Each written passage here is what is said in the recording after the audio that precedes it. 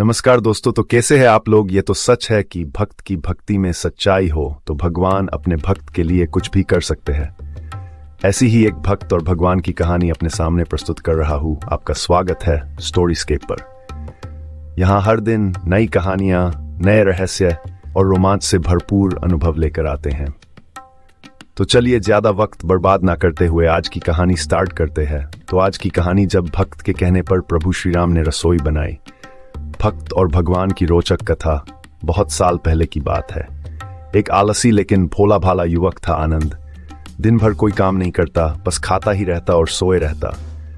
घर वालों ने कहा कि चलो जाओ, निकलो घर से, कोई काम धाम करते नहीं हो, बस पड़े रहते हो। वह घर से निकलकर यूं ही भटकते हुए एक आश्रम पहुंचा। वहां उसने देखा कि एक गुरुजी हैं और उनके शिष्य कोई काम नहीं करते, बस मंदिर की पूजा करते हैं। उसने मन में सोचा कि यह बढ़िया है, कोई काम धाम नहीं, बस पूजा ही तो करना है। गुरुजी के पास जाकर पूछा, क्या मैं यहाँ रह सकता हूँ? गुरुजी बोले, हाँ हाँ क्यों नहीं, लेकिन मैं कोई काम नहीं कर सकता हूँ। कोई काम नहीं करना है, बस पूजा करना होगी। आनंद, ठीक है, वह तो मैं कर लूंगा। अब आनंद महाराज के आश्रम में रहने लगा। ना कोई काम, ना कोई धाम, बस सारा दिन खाते रहो और प्रभु भक्ति में भजन गाते रहो। महीना भर हो गया, फिर एक दिन आई एकादशी। उसने रसोई में जाकर देखा कि खाने की कोई तैयारी नहीं। उसने गुरुजी से पूछा कि आज खाना नहीं बनेगा क्या? गुरुजी ने कहा, नहीं, आज तो एकादशी है, तुम्हारा भी उपवास है। उसने कहा, नहीं, अगर हमने उपवास कर लिया तो कल का दिन ही नहीं देख पाएंगे। हम नहीं कर सकते उपवास, हमें तो भूख लगती है। आपने पहले क्यों नहीं बताया? गुरुजी ने कहा, ठीक है, तुम ना करो उपवास, पर खाना भी तुम्हारे लिए कोई और नहीं बनाएगा, तुम खुद बना लो। मरता क्या न करता, गया रसोई में। गुरुजी फिर आए। देखो, अगर तुम खाना बना लो तो राम जी को भोग जरूर लगा लेना और नदी के उस पार जाकर बना लो रसोई। ठीक है। लकड़ी, आटा, तेल, घी, सब्जी लेकर आनंद महाराज चले गए। जैसे तैसे खाना भी बनाया, खाने लगा तो याद आया कि गुरुजी ने कहा था कि राम जी को भोग लगाना है। लगा भजन गाने, आओ मेरे राम जी, भोग लगाओ जी, प्रभु राम आइए। कोई ना आया तो वह बेचैन हो गया कि यहाँ तो भूख लग रही है और राम जी आ ही नहीं रहे। भोला मानस जानता नहीं था कि प्रभु साक्षात तो आएंगे नहीं, पर गुरुजी की बात मानना जरूरी है।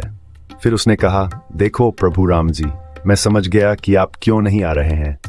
मैंने रूखा सूखा बनाया है और आपको तरमाल खाने की आदत है, इसलिए नहीं आ रहे हैं। तो सुनो प्रभु, आज वहां भी कुछ नहीं बना है, सबको एकादशी है, खाना हो तो ये भोग ही खा लो। श्री राम अपने भक्त की सरलता पर बड़े मुस्कुराए और माता सीता के साथ प्रकट हो गए। भक्त असमंजस में। गुरुजी ने तो कहा था कि राम जी आएंगे, पर यहां तो माता सीता भी आई हैं और मैंने तो भोजन बस 2 लोगों का बनाया है। चलो कोई बात नहीं, आज इन्हें ही खिला देते हैं। बोला, प्रभु मैं भूखा रह गया, लेकिन मुझे आप दोनों को देखकर बड़ा अच्छा लग रहा है। लेकिन अगली एकादशी पर ऐसा ना करना, पहले बता देना कि कितने जन आ रहे हो, और हाँ, थोड़ा जल्दी आ जाना। राम जी उसकी बात पर बड़े मुदित हुए, प्रसाद ग्रहण करके चले गए। अगली एकादशी तक ये भोला मानस सब भूल गया। उसे लगा कि प्रभु ऐसे ही आते होंगे और प्रसाद ग्रहण करते होंगे। फिर एकादशी आई। गुरुजी से कहा, मैं चला अपना खाना बनाने, पर गुरुजी थोड़ा ज्यादा अनाज लगेगा, वहां 2 लोग आते हैं। गुरुजी मुस्कुराए, भूख के मारे बावला है, ठीक है ले जा और अनाज ले जा। अब की बार उसने 3 लोगों का खाना बनाया। फिर गुहार लगाई, प्रभु राम आइए, सीताराम आइए, मेरे भोजन का भोग लगाइए। प्रभु की महिमा भी निराली है। भक्त के साथ कौतुक करने में उन्हें भी बड़ा मजा आता है। इस बार वे अपने भाई लक्ष्मण, भरत, शत्रुघ्न और हनुमान जी को लेकर आ गए। भक्त को चक्कर आ गए, ये क्या हुआ? एक का भोजन बनाया तो 2 आए, आज 2 का खाना ज्यादा बनाया तो पूरा खानदान आ गया। लगता है आज भी भूखा ही रहना पड़ेगा।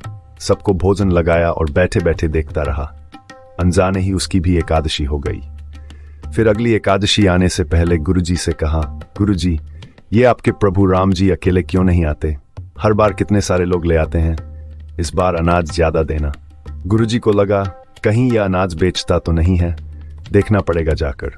भंडार में कहा, इसे जितना अनाज चाहिए दे दो, और छुपकर उसे देखने चल पड़े।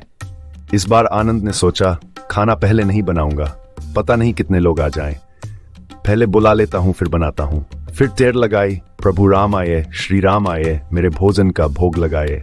सारा राम दरबार मौजूद। इस बार तो हनुमान जी भी साथ आए, लेकिन ये क्या, प्रसाद तो तैयारी नहीं है। प्रसक्त ठहरा भोला भाला, बोला प्रभु इस बार मैंने खाना नहीं बनाया।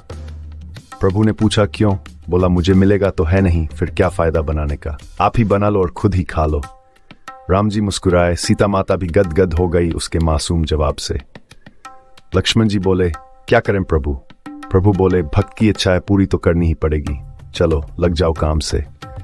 लक्ष्मण जी ने लकड़ी उठाई, माता सीता आटा सानने लगी। भक्त एक तरफ बैठकर देखता रहा।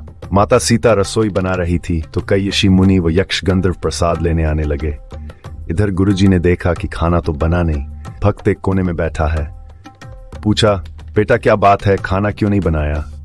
बोला अच्छा किया गुरुजी आप आ गए, देखिए कितने लोग आते हैं प्रभु के साथ।